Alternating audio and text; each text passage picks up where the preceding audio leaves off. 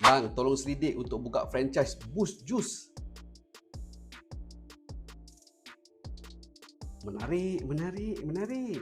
Jom, kita breakdown. Untuk kos paling penting, kos awalan ada franchise fee, renovation, mesin, stok awal dan juga training. Modal permulaan kira-kira 300 sehingga RM380,000. Kita kira pula dia punya kos bulanan. Working capital, sewa kios, gaji 4 orang staff, kos bahan mentah lebih kurang 30 ke 35%, royalty, marketing fee, utility dan juga cost operation. Dekat sini kena bajet antara 35 hingga RM55,000 sebulan. Agak besar juga kos ni. Berapa pula dia punya potensi profit kalau buka kios dekat dalam mall? On average, sehari sale kena target RM2,500 dan ke atas. Total gross sale untuk sebulan pula RM70,000. Pas tolak semua kos, on average, net profit adalah 10%.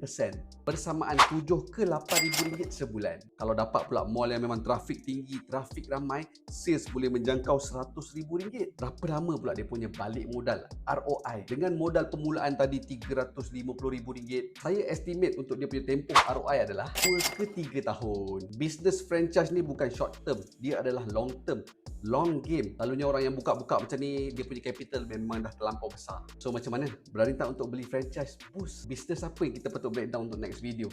Cuba korang komen.